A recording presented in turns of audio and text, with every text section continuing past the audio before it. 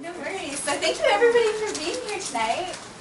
We're just going to get started and people will probably be coming in.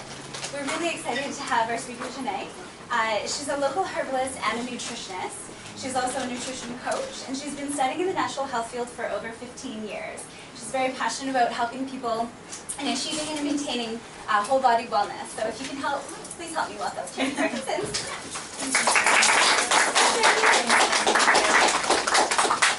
Yeah, thank you so much for coming, everybody, and I'm so happy that it happened tonight and not last night. I hope that you guys had power at your places and everything. It was quite the storm. But yeah, actually, that's probably in alignment with talking about stress, because it's probably a stressful experience. I know nobody likes to lose power in the middle of the day or at the night. So today, we're going to talk about natural solutions to reducing stress and increasing longevity. They kind of go hand in hand. The more that we can lower stress in our lives, the more that we can increase our longevity and decrease the aging or slow down the aging process to some degree or another. So we're going to talk about several things on that note, and feel free to ask questions as we go along.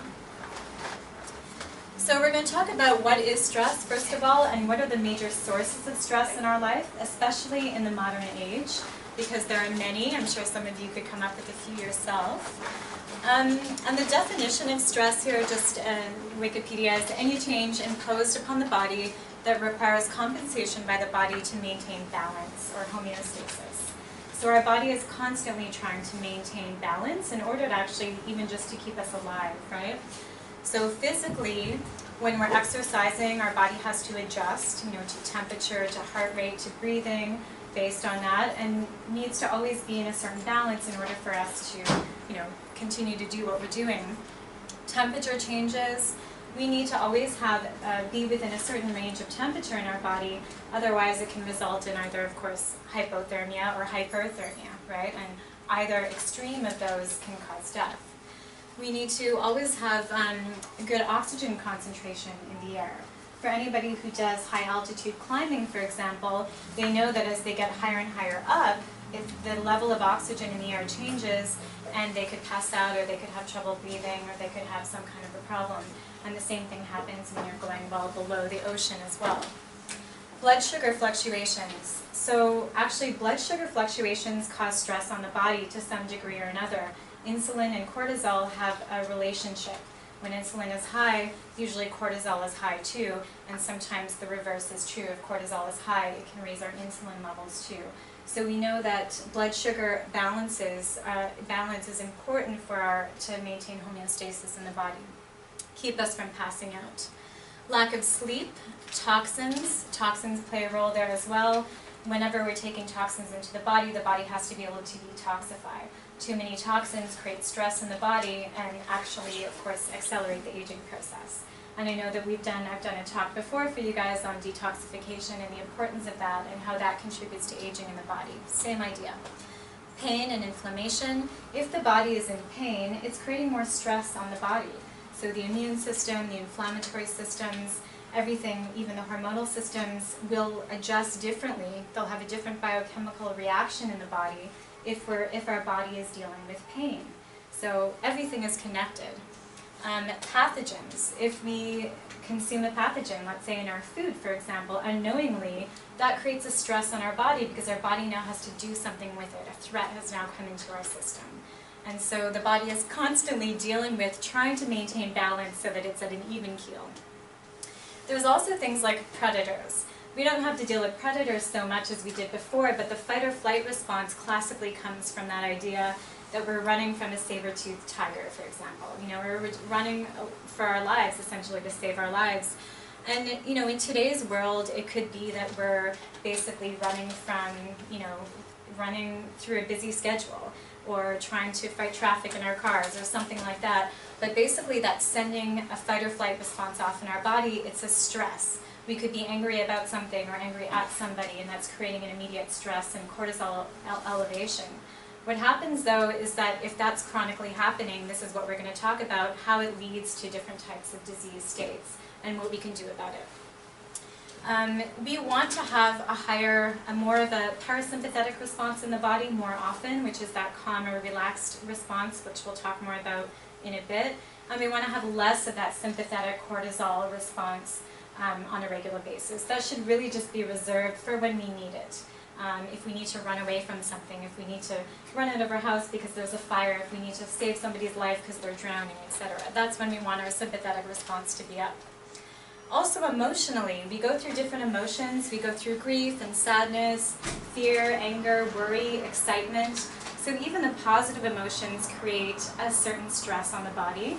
We want to continue to have those positive emotions, but still it means that the body is slightly out of balance. So the body is constantly trying to seek balance based on that. The real troubling ones are definitely the harder emotions like the grief and sadness and worry. That's going to cause more stress on the body. So I looked up sort of what are the top 10 diseases that are highly correlated with stress, because there's a lot of scientific study now around that subject. And we know that what we're finding out today is that every single health condition has a relationship, stress has a relationship to it. So the more stress that we're experiencing, the more that will contribute to almost any disease that humans have. But there are certain ones that are more highly correlated. So we know that with heart disease, usually with heart disease we see somebody who's living a lifestyle of stress. And obesity, same story. And with obesity, it's because it's not only people are reaching for those sugary foods that help them deal with stress, but also stress contributes to an imbalance in our microbiome, in our gut. And we know that the bacteria in our gut play a role in how whether we're fat or skinny, whether we're at a healthy weight or a not healthy weight for our bodies. So that's kind of newer research, but we're actually finding that the bacteria in our gut is significantly playing a role in terms of how our body metabolizes fat or not. And so that can play a role with obesity. Alzheimer's disease, that's considered to be type 3 diabetes now, where basically there's a lot of inflammation in the brain. There's also poor insulin response happening in the receptor cells in our brain, and glucose dysregulation. And so that also seems to be highly correlated with stress, according to the studies. So you're more at risk as you age to get Alzheimer's if you're stressed out chronically throughout your life. Diabetes, same idea as with the obesity, but also that it's dysregulating blood sugar like the Alzheimer's. Depression, we know that our mood can greatly be affected by stress. I don't think anybody would argue with that one. We don't need any scientific proof to tell us that. Gastrointestinal problems, very much so. We know that the gut is very important in our overall health, and that it determines our overall health, but what's determining our gut health? A big part of that is our nervous system, is our mind, is our emotions, and the stress response, and what's happening there. Asthma, so you have shortness of breath, and you can't seem to get enough oxygen into your lungs. And we know that that's worsened and often triggered by stress. So somebody who needs an inhaler will often be fine for a long period of time if they're sort of in a more relaxed state. And as soon as they become more nervous or anxious, then they increase the need for their inhaler. Accelerated aging, which we're going to talk about a little later on too. But with accelerating aging, we're generating more free radicals the more stressed that we are. So we need to keep that in mind as well, that if we want to age gracefully, that's another reason to sort of keep stress lower in our lives. Premature death, people dying of a heart attack at the age of 40, for example, that's an example of premature death, and that happens, and that's highly correlated with stress in somebody's life. So, lots of good reasons to not have stress or to learn how to manage stress, right, in your life. I've got like a couple of slides just on modern day stressors. Because in this modern age, we do have a lot of stressors. We have things that have made our lives easier in some ways, like computers and technology, and be able to work from home and that kind of thing, getting messages faster to people and not waiting for weeks to get something in the mail, for example. But at the same time, that's also placed some stress on us too. There's some negative effects from that. So in the sense of less awareness of circadian, lunar, and seasonal rhythms, what we're talking about there is, in the past we would have woken up with the sun and we would have gone to bed as the sun went down. And we wouldn't be having lots of artificial light stimulation keeping us up later than we should be. And that's important because our circadian rhythms, the hormones in our body, specifically cortisol and melatonin, are regulated by the light cycles in the day. Also at nighttime, it's nice to be able to see the stars and the moon. That connects us to where we are in the month, in the lunar calendar. but often we don't even see that because we're dealing with lights that are bright in the city, and they're taking away from the lights, the night sky that you would naturally see. So that all places stress on our body. Increased pollution, both in the water as well as in the air. So the more pollution that we have, the more our body has to deal with that, has to detoxify. And in order to detoxify, what do we require? We require nutrients. We require many different nutrients to facilitate liver and colon detoxification, kidney detoxification, etc. So there's more demand for increased nutrient needs with pollution. The computers, cell phones, flying, all the things that make our lives more convenient also are contributing to radiation exposure for us in the body. And that's all vibrating at a level that's different from our cellular vibration, from the vibration that happens within our cells. So it's at a discord, and that causes stress, right? So it's just important to think about all that stuff and you know, to use these things in moderation. We're not going to suddenly stop using these tools, but it's a matter of using them in moderation and not just being, you know, all day, all night, sort of using our telephones and our computers. Increased global travel, of course, besides the time zone changes, which can be stressful for the body, there's also the immune stress, because, you know, you're sitting on a plane beside somebody who just came from China, for example, and they're going to be, you know, covered in different microbes and potentially pathogens and things like that you would normally be exposed to all of a sudden, right? Because you're in your environment, and here you are exposed to a brand new environment on the plane. Radiation exposure from nuclear plants, that's obviously still something that's happening, you know, and Fukushima is still an issue for us, right, even though it happened a few years ago now. Chemicals in our food, clothing, home, skincare. I think all of you guys are aware of that now. I mean, you shop at places like Health Essentials and other health food stores that carry, you know, clean cosmetics, clean body care, skincare, clean detergents and soaps and things like that, but all of that adds up, so it's good to be aware of that. On average, 72 billion pounds of chemicals are produced in the US per year. So those have to go somewhere, and we're part of that, right? We're being exposed to that as well. So it's just to keep that in mind. All of this is stress, and it could probably lead us to the detoxification talk again, but you know, we'll save that for another time, but it's just to be aware. So there's some other modern age stresses too, and that's in the sector of farming.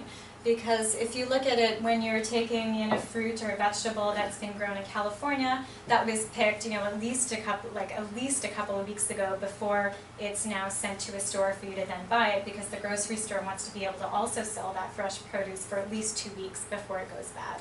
So it has to be picked very early. When you pick a fruit or a vegetable very early, then you're picking it before it's ripe, before it's formed all of the vitamin C that it could have, or all of the beta-carotene, or the other nutrients that you find in fruits and vegetables, right? B vitamins, etc. So there's decreased nutrient levels. There's also the herbicides, pesticides, and increased levels of heavy metals. We didn't used to have these, you know, in my grandmother's age, and she's 96, she didn't have that. There was no such thing as organic farming, it just was. It was organic farming because there was no other way. They weren't using chemicals at that time when she was young. And that's changed quite a bit here. Also the field crop rotation. So we grow, you know, big fields of corn or wheat or soy or whatever it might be, and we're not rotating those crops. So year after year it's the same crops always being grown, and that depletes the soil. There's no remineralization happening, there's no crop rotation. So again, that decreases nutrients in our food. And then of course you have modern processing, so profit over food quality. And there was a really good example of that the other day. I was watching Marketplace online, and it was amazing because there was these bakeries that were basically, they had cakes that had gone bad. There was even fruit toppings on there that had gone bad. They had developed mold. Did you see? And they just, you know, they just scraped the top off and then put a new top on, right? A new layer of ice, you know, icing and fruit, for example. But meanwhile, those toxins, the mold toxins, have gotten into the food, you know, and then they're selling that because they know, you know, they know it's wrong, but they want to increase their profitability. They don't want to take a loss on that cake. Apparently the same goes on in the meat department. So if you're buying, you know, conventional meat somewhere, and I do recommend that you buy organic, but if you're buying conventional, don't buy one that's been seasoned and colored so that, you know, because what they do is they cover up the smell with the seasonings, and they cover up the color with different dyes and things like that to make it look fresh even though it's not. So, you know, it's really something to think about. You know, that wouldn't have happened in the past. Foods being genetically manipulated, GMOs are definitely changing the microbiome in our bodies, so they're affecting our health, our immune system, our inflammatory systems, our aging systems, etc. We know that over a 3-month period of time, they've even discovered that, you know, rats have developed tumors after consuming GMO foods consistently. So, you know, it's just something to avoid. Poor eating habits. So we have these refined processed foods that are really easy to grab and keep up with our busy lifestyle, but if we're eating more of those over whole food, then we're losing nutrition, plus we're potentially increasing our chemical exposure because there's often preservatives in those refined foods, right? And eating on the run, we're not resting and digesting, we're not sitting down and chewing properly so that our body can better absorb nutrients, but instead we're on the go just trying to get to the next meeting or whatever appointment that we have, right? So this is the end of the modern stressors, unless you guys can think of any more to add. But just to give you sort of like a bigger picture of what's happening and why in today's age we need to be more cognizant of what we can do to reduce stress in our lives. So this is a picture of somebody basically, I guess it's skydiving. I was going to say hang gliding, but it's skydiving. And for some people, that might be a very exciting thing. You know, they might be like, oh my gosh, I can't wait to go skydiving, and it's so freeing and everything else. And somebody else might look at that and be like, oh my god, that's so scary, and just have this fear response, right? So the idea is to know your stressors.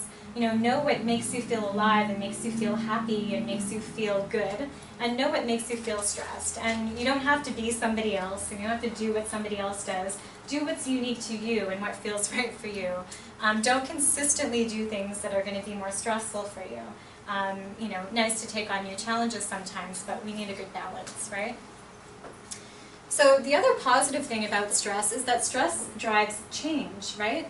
So basically, with an individual, both physically and spiritually. So let's say you're going through your life and you have some sort of challenge that comes up, maybe something happening in your family or some health problem with yourself, or maybe your job changes. So that's a type of stress that, if taken in the positive way, you can turn it around and actually grow from it, you know, and you can move on to something that's more beneficial or something that you wouldn't have thought of before because you hadn't been placed in that scenario. So stress can actually help us grow spiritually. It can help us grow physically as well if we're working out or training for a marathon, or, you know, anybody who's competing in the Olympics. Like, that's stress on the body, but it's an incredible physical feat that they're gaining there. Stress alters the way the body works for the sake of survival. It's essential to evolution. I think of, you know, the fish in the ocean, for example, that are being, you know, dealing with higher ocean temperatures and different algae and all, you know, acidification in some cases of the water, and how that's affecting them. But some of those species will survive. They'll develop mechanisms to be able to survive those challenging and changing times, right? And so that is essential to evolution. We're all here because we've been stressed in some way, environmentally or physically or whatnot, in order to grow and move on. Lack of stress can make us feel stagnant, depressed, or unfulfilled in life. So, you know, I think we often just want to, you know, have a break and have everything just go really easy, nice and easy in our lives, and we're not dealing with any challenges, and that's really important. We need to have times like that in our life, but sometimes if you're in that space for too long and you're not actively seeking out any change, I think it's for the same reason sometimes that people, when they're retired, decide maybe they want to go back to work, or maybe they really need to find a hobby that they find very stimulating. Because no matter what, I think up until the day we die, we're always wanting to change and grow. There's that instinct within us. And so it's an important part of life. Balance is key. So the individual approach and perspective. Find what your personal stressors are. If it's not skydiving, don't do it. You know, if it's something else, go for it. And so here basically is just an image of the body's response to stress, and how, you know, the brain is affected, thyroid's affected, the gut's affected, of course the adrenals are affected, like the whole system is affected, the heart is affected. And we'll talk a little bit about that. So if we look at the sympathetic response, that's what's the fight or flight response in the body, and that's where we're secreting lots of cortisol and epinephrine. And we look at the brain here and what's happening in the brain when we're under stress. So initially you've got this heightened state of awareness, right? And that really helps you kind of figure out what you got to do next. If it means you're running from a predator, it means that you got to get out of a car accident or something like that, whatever it might be. And that's useful. But over time, if you don't turn off that stressful experience, if you keep running it through your mind over and over again, that's sending messages to the body that you're still under stress. And that's having negative effects now on the brain. And so you'll have decreased cognitive function. You'll find that your memory and your focus is not as good as what it used to be. You're not as sharp as what it used to be long term. And also mood changes can occur long term as well. Your nervous system initially is going to be overstimulated, and that anxious feeling is going to help you get up and go and move and do whatever you need to do. But in the long run, depression can settle in. Heart and lungs. You're going to have increased breathing and an increased heart rate initially, which again is going to help you do what you need to do if you need to get out of the bad situation. But in the long run, if you keep on experiencing that, it's going to lead to shallower breathing, it's going to lead to decreased oxygenation to the lungs, it's going to lead to that oversympathetic response in the body. For the muscles and nerves, increased tension initially. Well, increased tension is fine, it's not going to hurt you. It might even make you more awake if you need to be, in that moment of stress. But long term, it's going to lead to pain and it's going to lead to inflammation, and that's going to be continuously placing more stress on your body. Some other things that happen in the sympathetic response is your digestive organs and liver. Now, reduced enzymes and hydrochloric acid secretions are going to happen when you're in the moment of stress. Why? Because basically the body's not concerned about digesting food if it's running away from some kind of danger, right? So that's okay for that to shut down temporarily, but long term that's not okay. Because if our digestive system shuts down, long term, then that means we're not digesting and absorbing our foods, we're not eliminating toxins properly, and what ends up happening often is that we'll have inflammation, we'll have an ulceration form, we'll have different irritable bowel diseases and inflammatory disorders. Immune system decreases ability to fight infections and reduces natural killer cell activity. Again, that's in the short term. Why? Because we don't need to be worried about turning off, fighting off a cold or a flu bug or cancer cells, again, if we're in a state of emergency. But long term, if that goes on, what does that mean? That means immune dysfunction, that means a higher risk of cancer, that means negative microbiome changes in the body. It means the bacteria in our guts start to work against us rather than for us, and they're really directing a lot of different functions there. Reproductive organs. So you're going to have decreased libido, you're going to have hormonal changes due to the high cortisol, because cortisol is a very powerful hormone that's secreted from the adrenal glands, and it's going to basically, disrupt what's happening in the rest of the body. Short term, it's not really concerned because we need that cortisol to get moving, to get going away from the emergency situation. But long term, it's one of the biggest reasons for infertility. And infertility is on the rise among young people, and stress is definitely a culprit. And it can affect men, of course, as well, throwing off testosterone balance and creating lower testosterone at an earlier age, which is not good for the aging process for men. So on the flip side, we've got the counterbalance. We've got the parasympathetic nervous system, which is our rest and relax, rest and digest system. So basically when this is in action, when the parasympathetic response is going, the sympathetic response can't be. It's kind of one or the other. Both are naturally going to be present, like the yin and yang of things, but when one is dominant, the other one is going to be much less dominant. So if we have our parasympathetic kind of calm relaxation state going on, we don't have to worry about stress because it's at bay. So our brain will be calm, our mind will be calm, we can think clearly, we can problem solve, we can work and get projects done. Our nervous system just has a nice sense of calm, relaxed and mellow. You're not necessarily jumping out of bed, like cortisol helps us to jump out of bed, but you're just kind of having maybe a more relaxed morning. Heart and lungs, normal heart and breathing rate. You don't really see heart palpitations or things like that happening, or high blood pressure when somebody's in a parasympathetic response state. Your digestive organs, healthy enzyme and hydrochloric acid production, regular bowel movements. We all know how important that is. So this is the ideal scenario. Immune system. Your immune system can actually heal when you're in a parasympathetic state. So at nighttime, when we have that going on, we're healing, we're repairing, and our body is basically able to do what it needs to do. Also plays a role in anti-aging overnight as well. We know that there's different studies out there that show people with these incredible spontaneous healing of cancers and autoimmune conditions, for example, where all people have done is maintained a state of parasympathetic response for extended periods of time in a focused group. And this is how they've been able to manifest healing, which people think is a miracle, but really the body can heal itself, provided we're not always putting it under stress. We also have the immune system in regards to keeping pathogens at bay, so the bugs and viruses and parasites that come in, we can better deal with them. Reproductive organs, increased libido, and fertility is good, usually when you're in that kind of balanced state. So the adrenals, these are two little glands that sit on top of our kidneys, and you can kind of situate them, just up from your lower back there. And basically, they are responsible for dealing with the stress response. So if they're secreting too much cortisol because you're stressed all the time, it's not that they're not doing their job. They're doing their job, it's just that you're triggering them to produce that cortisol, right? And so they're doing quite a bit for us, and we want to keep them healthy. Luckily, there's lots of adrenal herbs and things that we can use with diet as well. But they're regulating blood sugar balance, they're regulating our wake and sleep cycles, so when we wake up and when we fall asleep, it's the adrenals that are helping to regulate that.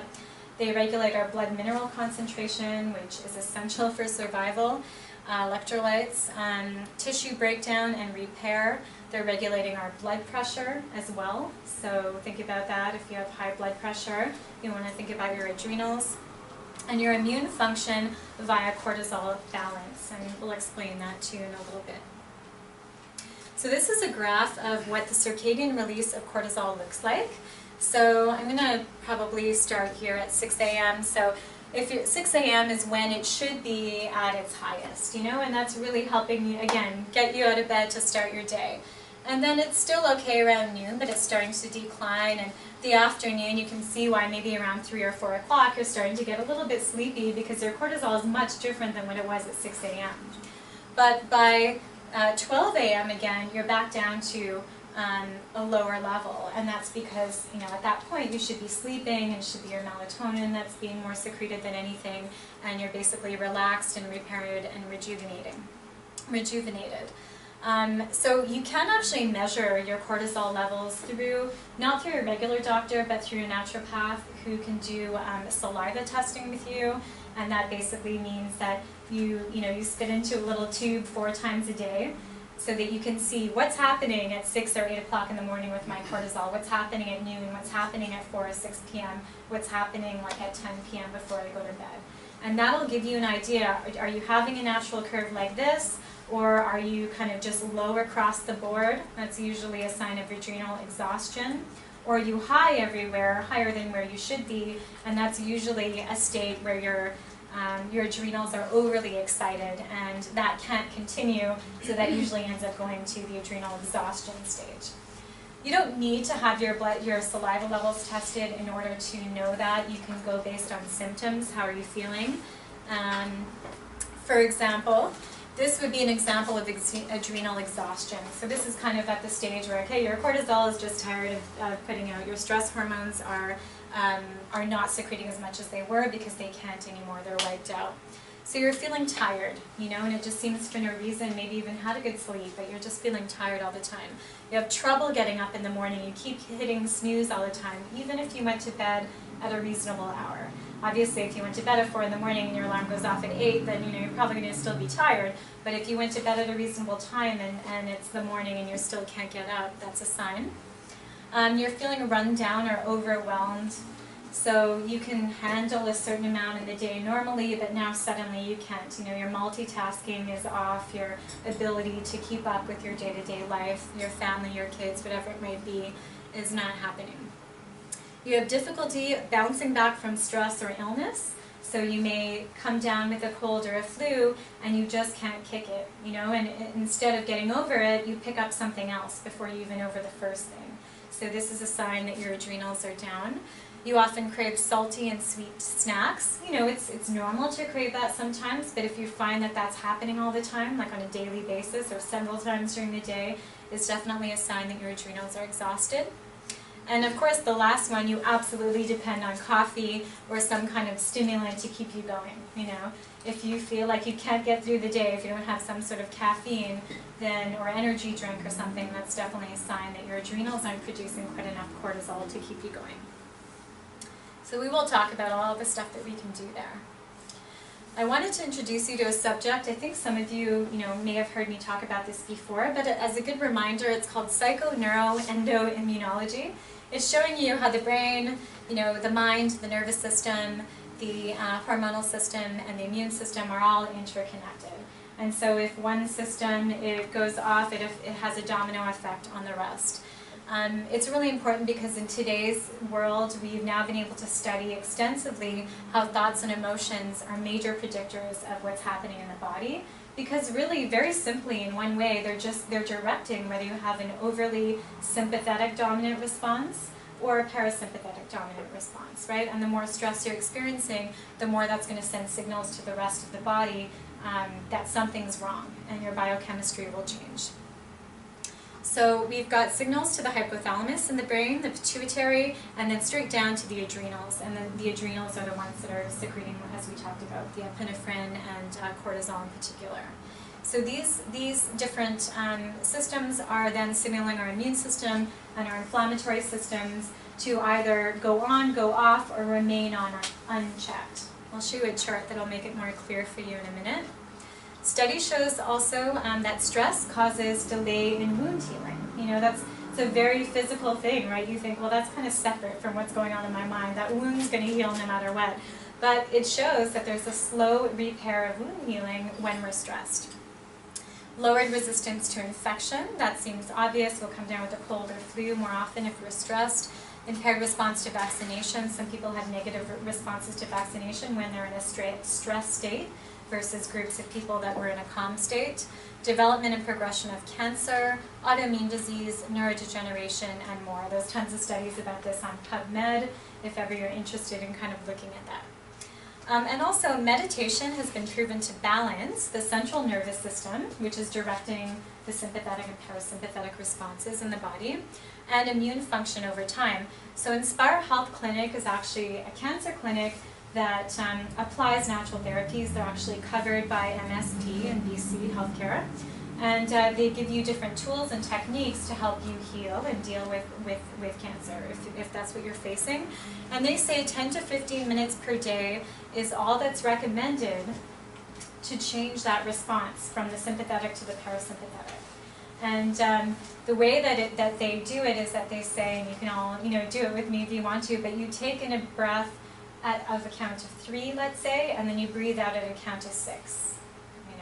And so the idea is you breathe in, but you breathe out. It takes you twice as long to breathe out, and that sends a signal to the body to get the parasympathetic response going, and it keeps the sympathetic response down.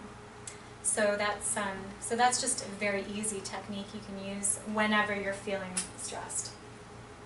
So stress and the immune system. So basically, just to show you with the increased cortisol, what happens initially when our cortisol is high, our immune system is low, right? Because as I said, your body's not worried about dealing with a cold or flu if you're running away from some kind of danger. So that's what's happening initially. But if the stress continues, which is chronic stress, then it's actually lowering your stress hormones go down because they get tired of producing, basically, and they're less, the receptor sites are less sensitive. And so what happens when the stress hormones are down in this case, because they're too low from where they should be, the immune system response goes up, but it stays up and it goes on unchecked. what happens with that is it creates systemic inflammation. So now I've got inflammation going on in the body, even though there's been no actual injury, but just because the stress hormones are out of balance, it's creating a chronic inflammation response. When you have chronic inflammation, you're setting yourself up for cancer, but also autoimmune diseases. And that's why today we're finding, at least 1 in 3 people have some type of autoimmune condition. More and more are being diagnosed and discovered all the time because of this constant inflammation that's happening. There's many reasons why we have inflammation in the body. It's not just stress, but stress plays a big role, right? And it's something that we have control over. So acute stress decreases decreased immune function, chronic stress increasing inflammation. And just a note up here that sugar increases insulin, and insulin also increases cortisol. So just, another reason to keep sugar lower in our diet, right? So now we're going to get to the fun part, because we're going to talk about, maybe you guys have even felt stress as we've talked about the first part of the presentation, but now we're going to get into what we could do about it, lifestyle practices that have been studied and proven, and I find that to be the best part. So small changes for big results. So we can eat a whole foods diet, more and more, Maybe you're not ready to cut out the chips that you're eating or whatever, but maybe you can have another serving of vegetables in the day. And the more that you're adding to your diet of healthy foods, the less room you're going to have for the refined, unhealthy kind of junk foods, and they're slowly going to get whittled away. It takes time. Avoid processed foods and stimulants as much as you can, so the coffee, the energy drinks, definitely the soft drinks, that kind of thing. Keeping those to a minimum. Supplementing with a whole food multi with minerals as well. I like Mega Food because they deliver nutrients in a whole food form rather than a synthetic form. Consuming high quality omega-3 fats daily. That's really important for supporting our immune system, reducing inflammation, supporting brain health and nervous system function. We require these fats in our diet. Our brain requires DHA to function, but we don't make it, so we require these from our diet. Supplementing with extra B vitamins and vitamin C. The nervous system uses up a lot of B vitamins, and so do the adrenals, as well as vitamin C. We burn a lot of vitamin C when we're stressed. Balancing your blood sugar, and I'll give you some tips for that in a minute. Sleep, we'll talk about, exercise, and positive lifestyle habits as well. So this is a food pyramid. It's just something that I created, and there wasn't a lot of room to write a lot of different foods in there, but I wanted to give you an idea of what might be a good food pyramid, because we don't want to work with the standard American food pyramid anymore. It's not very healthy for us. So I'm looking at a lot of alkaline forming foods, and I'm incorporating some fermented foods as well. So at the bottom, you want to have most of your diet to be organic produce, and there's a number of vegetables, of course. Eating, a variety of vegetables, having like a rainbow of colors on your plate, because that's going to ensure the broadest spectrum of antioxidants in your diet that work on many different levels in the body. We don't only want to eat broccoli or only cabbage or only carrots. We want an assortment. Beets, squash, sweet potatoes, asparagus, these are all alkalizing. The more alkalizing food that you have in the diet, the less acidic conditions you're going to have in your system, right? So the less chance of disease. Organic fruits, and I just named a few: berries, papaya, pineapple, citrus, grapes. You can pick your favorites. It's nice to have ones that have lower sugar, but at the same time, pineapple has lots of enzymes, even though there might be higher sugar content, and it still also has lots of fiber. So we're looking at a variety of different foods there. Plant proteins, so we're looking at raw nuts and seeds. There's so many today in the stores, and the superfood supplements, right? Chlorella, spirulina, moringa leaf, chia, golden berries, goji berries, even cocoa nibs, things like that. Very rich in antioxidants, all plant-based, and you can easily add them to your diet. Grains and legumes, I only noted a few that are alkaline forming, but feel free to have a variety. I wrote down, wild rice, brown rice, quinoa, aduki beans, but there's lots of varieties out there. Soak your beans, soak your grains. They're going to be easier to digest before you cook them. And try and stay away from the gluten grains, just because even if you don't have an allergy to gluten, gluten has the ability to cause even low levels of inflammation in people, and especially it's harder on our digestive systems as we age. So, and plus there's lots of other options besides, wheat and rye and barley. So also, for those who eat meat, I recommend, organic meat. And organic meat is a really nutrient-dense food, pasture-raised meats. So you don't have to, think that a healthy diet means no meat at all. It just means, definitely having in moderation, but also choosing the varieties that eat, grass, for example, or eat what they should naturally eat in their habitat, because they'll produce omega-3 fatty acids when they're eating their natural diet, versus when we feed an animal grains, it produces omega-6 fatty acids. So it's a good thing to consider to have organic or pasture-raised meats more and more available in grocery stores, local farmers markets, even downstairs here at Health Essentials. There's a ton of frozen pasture-raised or organic meats. Wild fish, seafood, and you can look at environmentalworkinggroup.org and you can find the healthier, sort of the less contaminated fish and the smaller bodied fish, and get some guidance on what you want to eat more of. Oils such as ghee, butter, coconut oil, olive oil. There's lots of amazing plant oils. Flaxseed oil is a good one too. Camelina oil. There's many different types. Just focusing on those ones versus the standard conventional vegetable oils that you find, the soy and the corn and the sunflower, those are going to be higher in omega-6s, and they're usually more refined as well. So you want to avoid those. Fermented foods, I think that should be added to our food pyramid, because we're learning how important fermented foods are, and of course we've evolved with fermented foods. From early days we had to preserve our food, and that's where it all started from. But the bacteria cultures that end up being formed as a result of fermented foods actually really contribute to a healthy microbiome, meaning that they're contributing to a healthy immune system, hormonal system, regulating inflammation in the body. We know with a healthy microbiome, your chances of getting diabetes are very low, your chances of autoimmune disease are very low, your chances of cancer go down as well. So it's really kind of the solution for the future is to go back to what we did in the past, and taking away those refined processed foods in favor of these living, rich, bacteria-rich, good bacteria-rich fermented foods.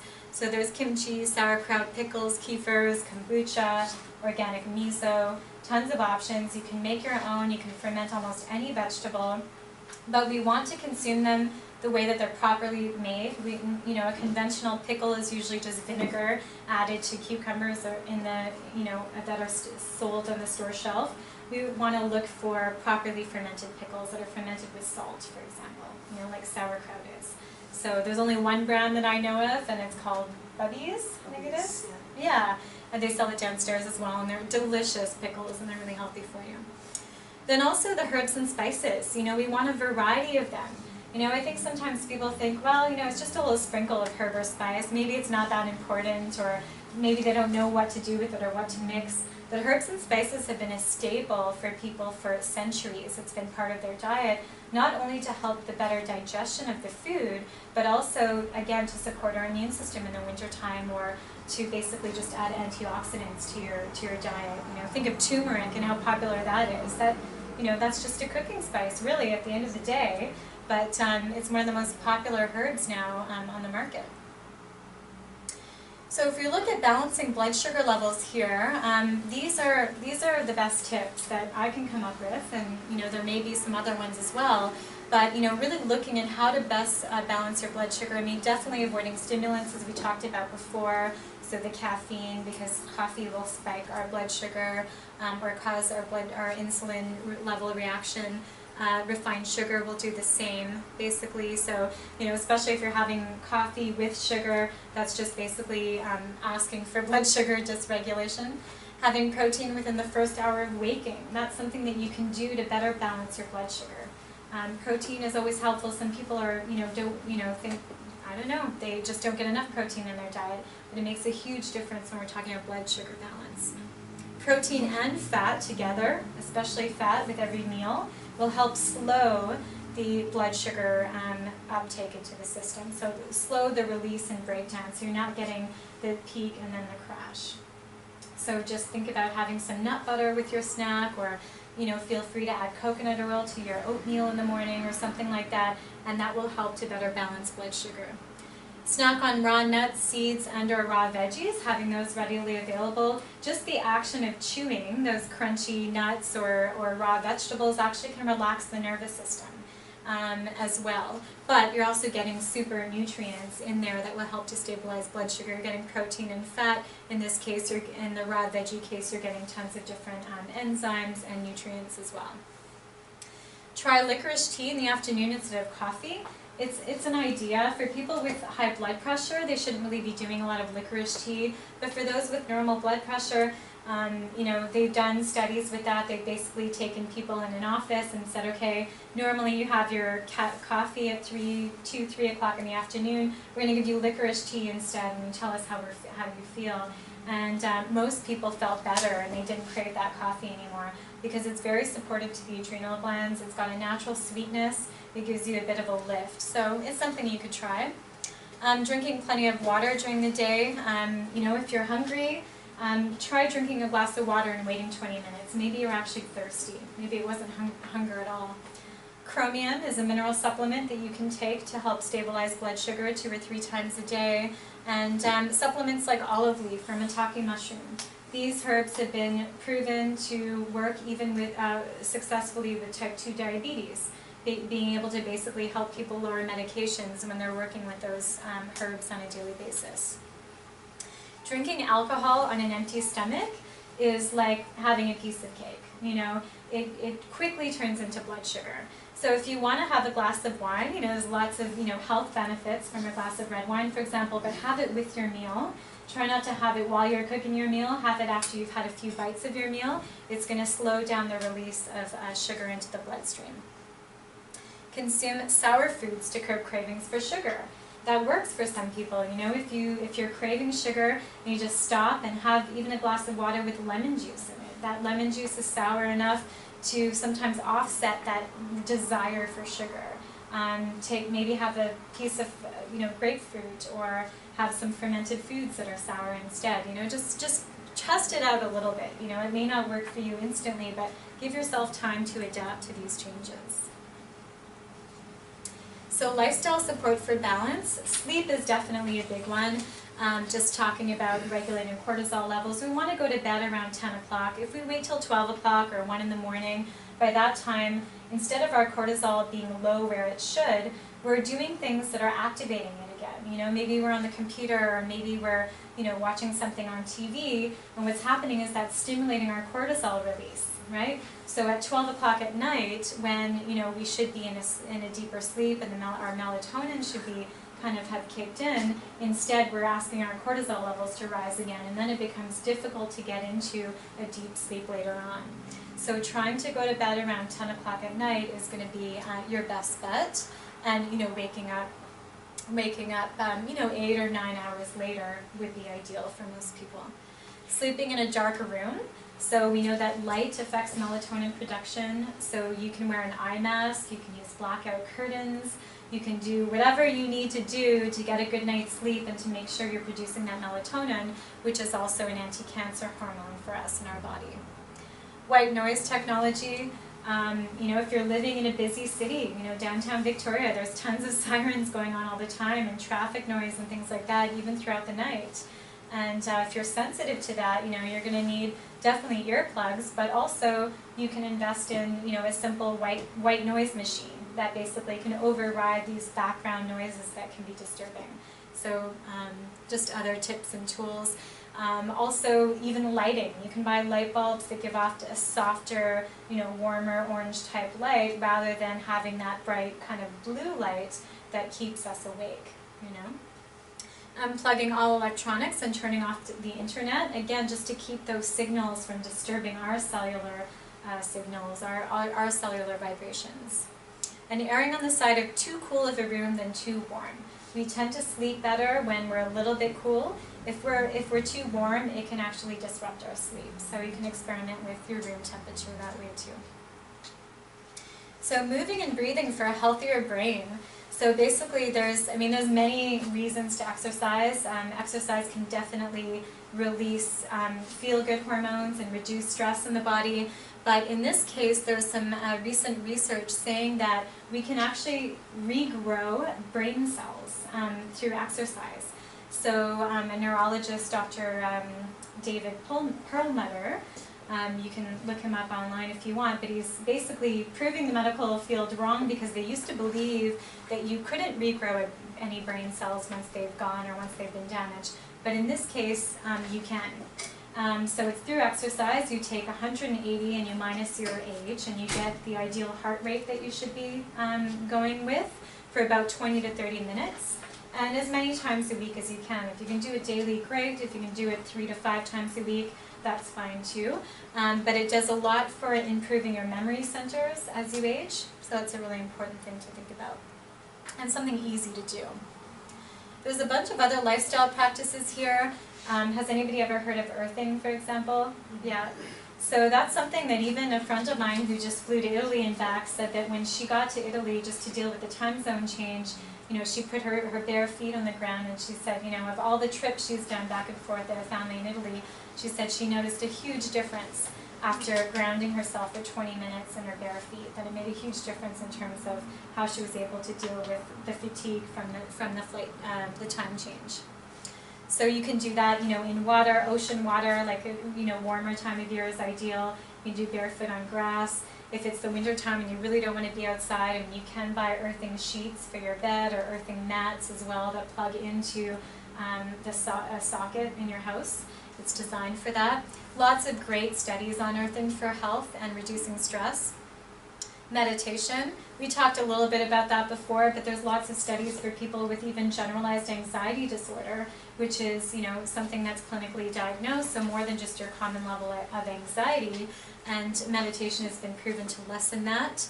And yoga as well for that deep rhythmic breathing, does wonders for stress, increases oxygenation to the tissues, reduces tension in the body, calms the mind. Morning sunlight exposure. This time of year we don't get a lot of sunlight, but if you can, first thing in the morning, if you can, stand outside or look through your window, ideally with the window open to get direct sunlight to your eyes, that actually can help regulate your circadian rhythms throughout the day. It's basically starts to affect the hypothalamus region, and the hypothalamus is what controls our biological clock. So, if we want to keep our biological age, from being accelerated, one of the simple ways is to have light exposure on the eyes first thing in the morning. And then the other thing is it's going to help with regulating cortisol levels throughout the day so you can get a better sleep at nighttime. Sleep, we know is really important, producing melatonin, healing, rejuvenating, repairing the body. And laughter, so like a really good mirthful laughter where you can't stop laughing, something's really funny and you're totally engaged in that. And that is proven to lower cortisol levels and epinephrine in the blood significantly in 30 days. So you try and sort of find that laughter in yourself or with somebody else, trigger it with somebody else, it's more fun. And to do that 30 days in a row and see what happens. But it's been able to literally change our blood chemistry, lowering cortisol and epinephrine. So, and how much fun is that? You're not going on a diet, you're just basically laughing, right? It's a good thing. That's where the laughter yoga, came from, was of these studies. So yeah, don't sweat the small stuff, laugh as much as you can and play. And this is something interesting too that I found, have you guys heard of the blue zones before around the world? There's 5 countries that, in specific regions of these countries, so basically there's Okinawa, Japan, there's a little town in Greece, there's Italy, there's a certain place in California, as well as the Nicoya Peninsula in Costa Rica. And these are basically 5 places that where we find they have people living to 100 and over 100, and they're very healthy, right? They're still gardening, they're still playing with their great-great-grandkids, they're still contributing to society, they're cooking meals, they're doing things like that, and they literally are basically living and 10 times longer than most North Americans are. So basically living healthy. And so here's some of the things that they're doing that's common. So we've got consuming some type of fermented or cultured food. So especially raw goat milk was found, like a lot of them raised their own goats and they made cultured milk and yogurt. Some people don't do well with goat yogurt or any dairy at all, so that's fine. Find another fermented food that works with you.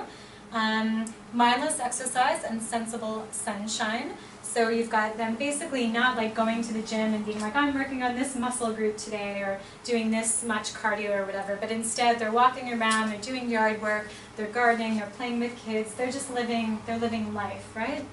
They're not thinking about it so much. Mediterranean type diet, that was something very common as well.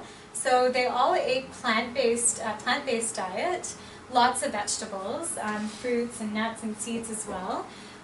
Fish, olive oil, some of them ate meat, but it was kept to a minimum. You know, the bulk of their diet was plant-based, and they're growing most of the vegetables themselves still in those regions. Herbal teas, you know, high in antioxidants. So you've got rosemary, sage, oregano. There's many different herbal teas out there and spices. So just bring them into your diet as much as you can. You know, there's green tea as well. These are meaningful substances with high levels of antioxidants. You know, it's something easy and simple that you can do. Spring water, of course, they're accessing cleaner water sources than we might have access to. But the cleaner the water, the better. Mid-afternoon naps, all of them took mid-afternoon naps, and it kind of makes sense if our cortisol level's dipping in the afternoon, go with that, nap for 20 minutes or an hour or whatever you need, and then get up and continue with your day. It's less stressful on the body when you can go with the flow, and that was important for them. Occasional fasting. Today we hear about something called intermittent fasting, where we're taking a period of time, maybe 6 or 8 hours or 12 or 16 hours in some cases, and we're not eating at all. So what they did naturally is that they would do the same kind of thing. They would say, okay, maybe today we're just going to have water or juice, because they're giving their digestive organs a rest. So it's something that they would do as a community. And it wouldn't be like starvation, but it would just be like, well, maybe we don't always need to be full, And it shows that it's actually easier on your body if you're not constantly having to digest and absorb and deal with that kind of thing. Community connection. So that was really important too. So you've got friends, family, you've got a service, you've got a sense of purpose, you're contributing, and these people are 100 or more, and they're still involved that way. They're not... Fortunately, they're not living in an old age home. That's something that we see a lot of in North America. But in some of these regions and other parts of the world, it's not really common. People stay with their families and they still feel part of the family unit, and they tend to age better that way as well. So yeah, you can actually go to bluezones.com, and they've got projects, and they've got restaurants that are in coordination with the Blue Zone, diets and things like that, and lifestyle, so you can have a look, because they're doing something right, So the other thing is just the attitude of gratitude, whenever, people have something to say, it's usually like, it's because they're mad and they want to complain about something, So, but imagine if we just took the time to think about, like, how grateful we are to that person who was really nice to us at the grocery store, or somebody who gave us a really good service at the restaurant, or somebody, a friend of ours just did something really nice for us. Like, let's focus on that and take the time to thank people for the good things that they've contributed to us in our life, and not just be like ruminating about like what went wrong or what somebody did that you didn't like or something like that, because it can make a big difference. So we're going to get into part 3, which is talking about actual herbs that work on different levels of increasing longevity as well as reducing stress in your life. And yeah, feel free to ask me any questions as we go through this. What time do we have, Jen? I'm just curious. Take a sip of water. Do you guys have any questions so far, actually? I have one. Mm-hmm. You talked about salt, reducing salt and sugar. Does salt increase cortisol as well? Like sea salt would be good, because it's going to have a variety of minerals that are going to keep the adrenals balanced. So yeah, no, salt is not necessarily increasing cortisol, But it's a sign that your adrenals are exhausted if you're constantly craving salt. So we need, like, craving salt can be good in the sense that it can tell us, oh, maybe we need more minerals in our diet.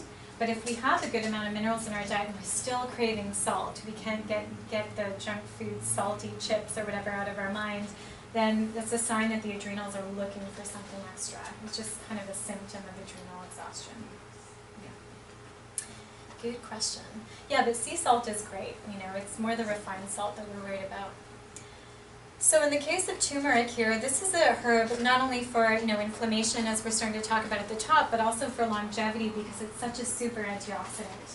So as it protects our cells from damage, from oxidative damage, it's keeping our DNA healthier as well. So, you know, there's almost no reason to not have turmeric in your diet. And I think, you know, many different speakers have come up here and probably touted the benefits of turmeric. So I hope that you've all started to incorporate it somehow. You can definitely buy supplements that are more concentrated, and you can also, of course, incorporate it into your cooking. If you're going to do that, I would just suggest buying a higher quality organic turmeric, one that's not, you know, just sold at the grocery store that's maybe been sitting there for years. You know, and organic is important too. But it's a super antioxidant and anti-inflammatory for the body. They even find that turmeric is anti-inflammatory for the brain. So again, if you're looking at preventing dementia or Alzheimer's, that type of thing, it's a really good one to have. In India, they dissect brains, and they find that the people in India, because there's such a turmeric-rich diet there, that they end up having, you know, their brains are stained yellow, you know? And so it's just basically to show you that it's getting absorbed, and, you know, there's very little dementia there. Analgesic, so basically working at reducing pain and inflammation, protecting the liver, supporting gallbladder and liver secretions for digestion. Also works against parasites, bacteria, and different funguses as well. Regulates the immune system, very good for somebody with autoimmune disease, and lowers high blood pressure and bad cholesterol too. So we've got astragalus. This is another really important one for longevity. Yeah. Oh, this one here, the Colagog? Oh, Colagog. Yeah, so that's for supporting bile production from the liver and gallbladder. Oh. Astragalus, this one I think is becoming more popular, but definitely important for the longevity factor because it's activating something called telomerase, which is an enzyme that basically is keeping the telomeres that wrap our DNA intact. So, you know, as we age, our telomeres are basically breaking down, which causes our DNA to unravel a little bit. And in the case of the telomerase, it's keeping that those telomeres rebuilding so that it can preserve our DNA better. Strengthens the immune reservoir, so it's building to our immune system, strengthening the lungs, lowers elevated blood sugar as well, and a really good one for those suffering from chronic fatigue syndrome. So it's helpful on many levels. It also boosts T cells and natural killer cells, so basically reducing our chances of cancer, fighting off cancer cells, and regulates the thymus gland as well, which is really important for regulating our immune system. So not a bad one to have on hand. You can do that in a tea form, you can do that in capsules as well, you can do that in tincture too. Another one for longevity, reishi. So it was used by the emperors in China as a longevity tonic. So they've used it. It was actually reserved only for the emperors at the time because they felt that they were the most important people and it was their, you know, their life that was needed to be preserved. But of course now we luckily have reishi for everybody to use, and it's one of the best for herbs or mushrooms for longevity. Reduces depression, fatigue, and stress, so it's a very good adaptogenic herb for the body. By, of course, reducing stress, we're reducing the aging responses we've talked about before.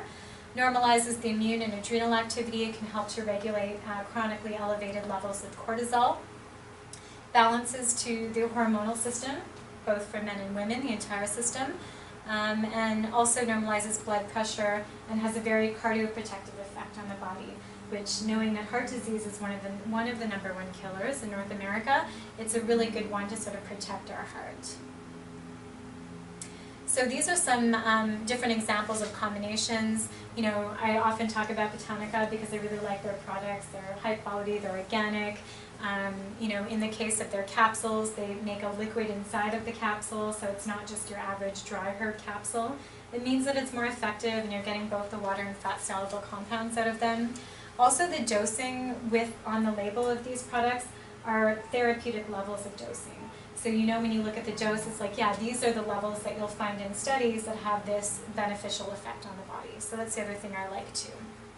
So there's blends of mushrooms you can get in liquid extracts. There's blends of turmeric and astragalus that you can get as well in capsules for people who don't like the tincture so much. Also, there's some other herbal adaptogens like eleuthero. This used to be known as Siberian ginseng, and now we go by its proper name. But basically, it's an adaptogen, so it's reducing fatigue and stress to all systems as well. We can always use help with that. Normalizing immune and adrenal activity as well, so regulating the immune system, regulating the adrenals, whether they're too overactive or whether they're chronically exhausted. It can help bring up the levels of cortisol in that case. Promoting strength and endurance, so you can use it for, definitely if you're working out or you just want to build energy in your body so that you can get to the gym in the first place. Balancing cortisol production and chronic stress, normalizing blood pressure, and protecting our DNA against radiation. So that radiation exposure that we talked about before, those low levels that can come from electronics and things like that, are basically eleuthero can actually protect the DNA against that and support our healthy cells and support our DNA.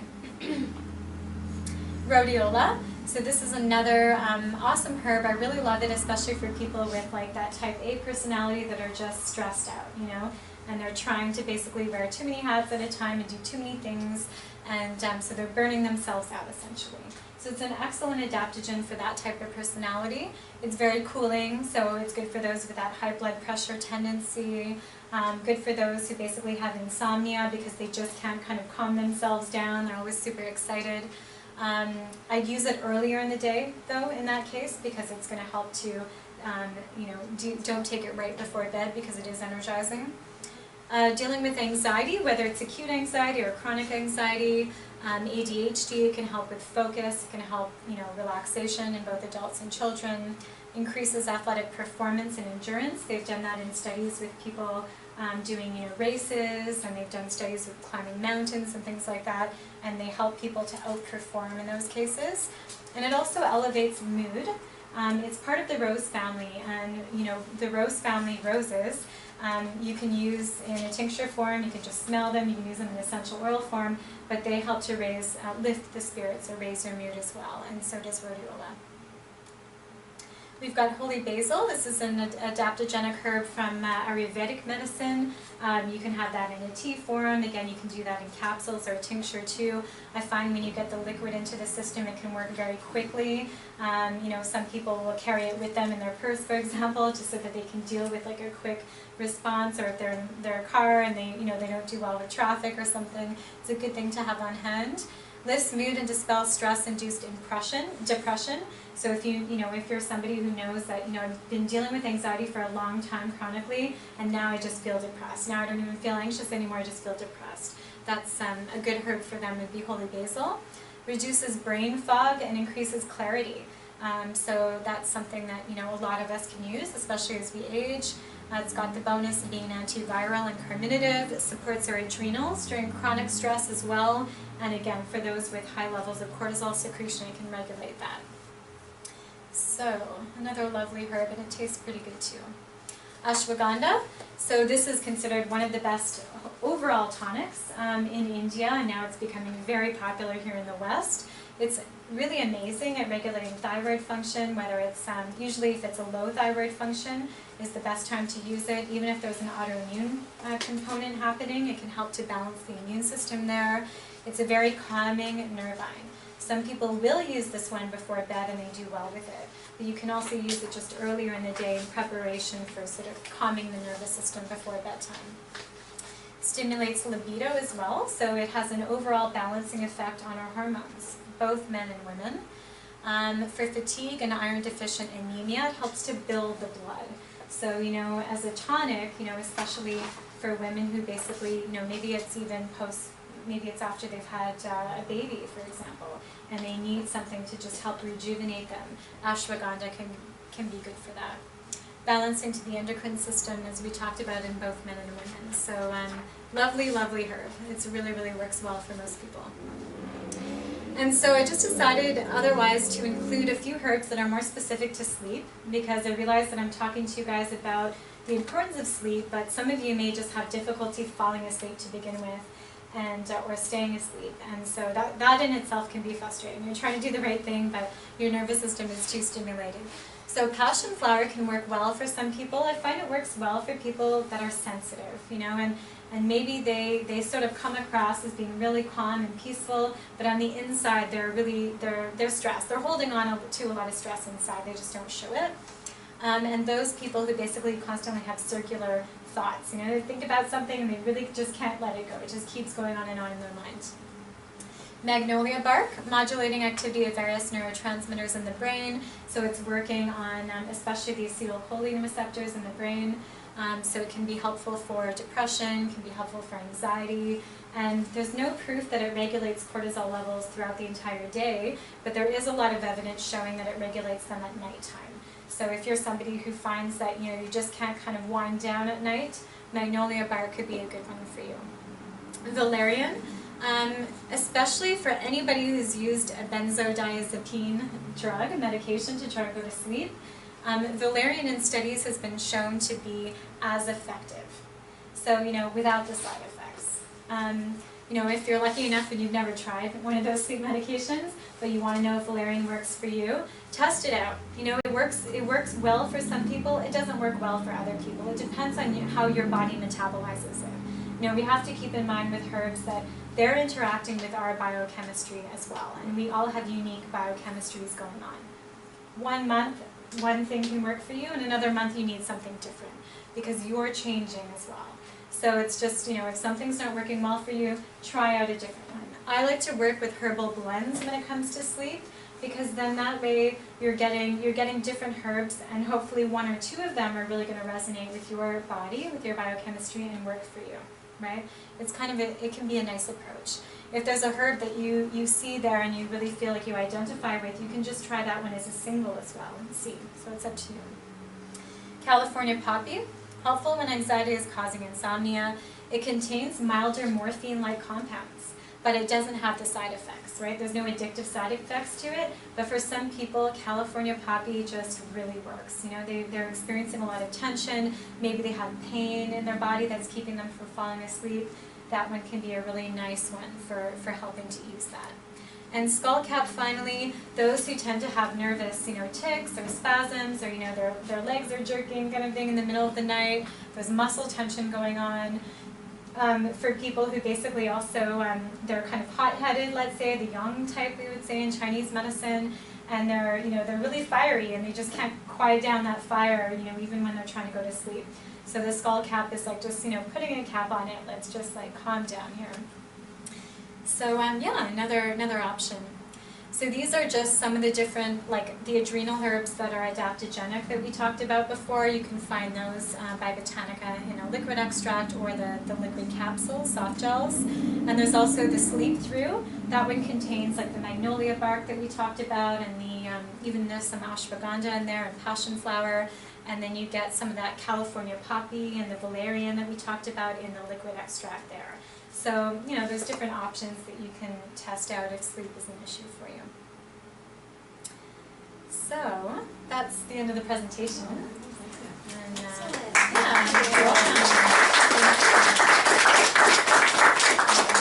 yeah, I'm here if you have any questions right now, and then we're also going to go, I'll be downstairs too, so.